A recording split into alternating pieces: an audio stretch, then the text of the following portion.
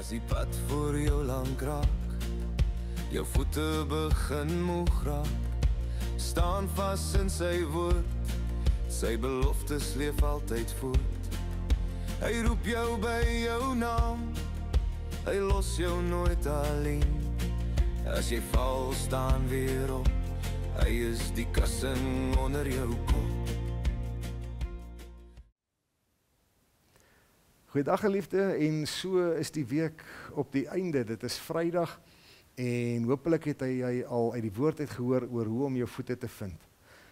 In ons laaste oordenking oor hoe om jou voete te vind, kyk ons na Handeling 8 vers 26 tot 30.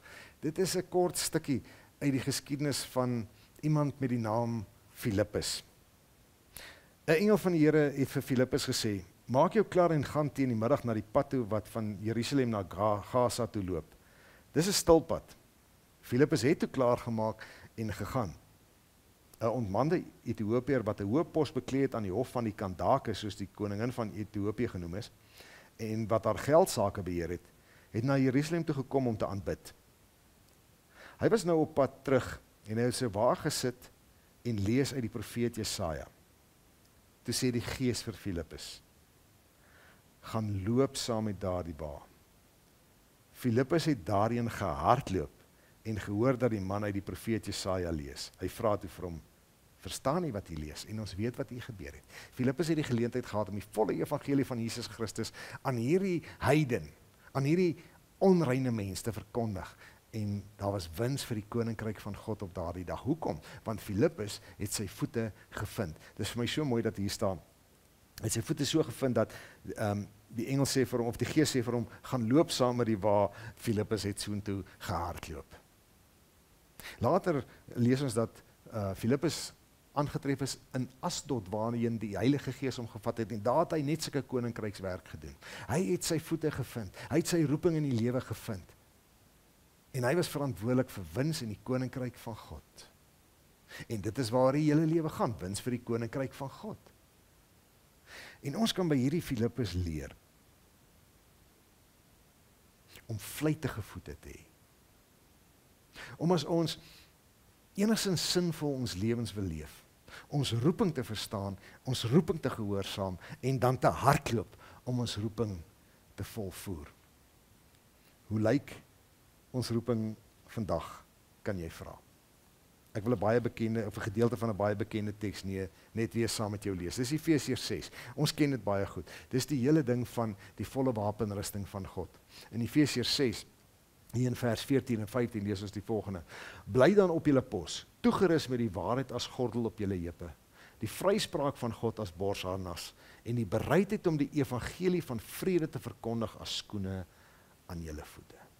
Ons maak so baie van hierdie wapenrusting.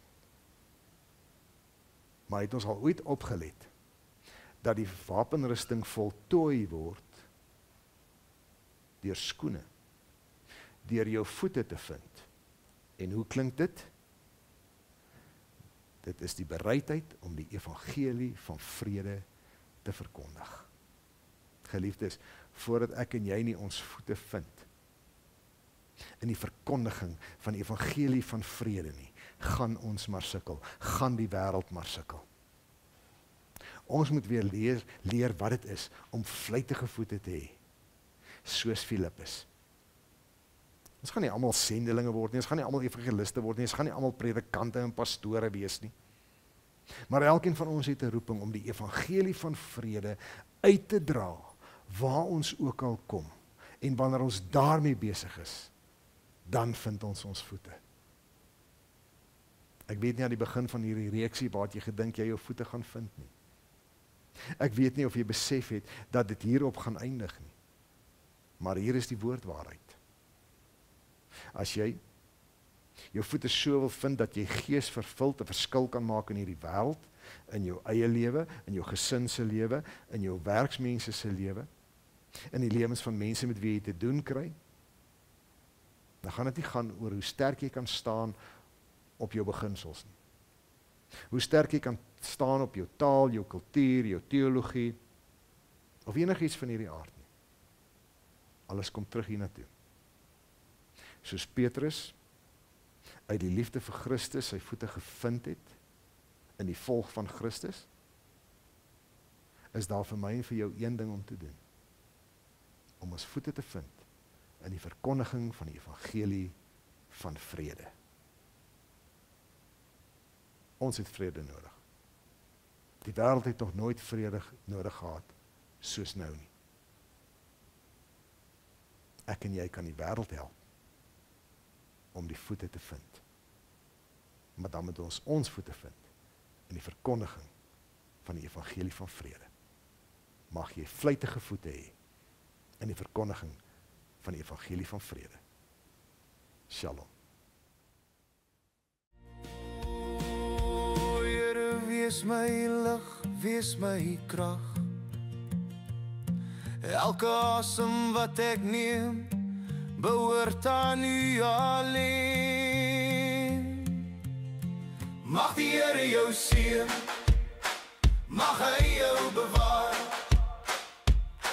Mag die Here sy lig oor jou skyn.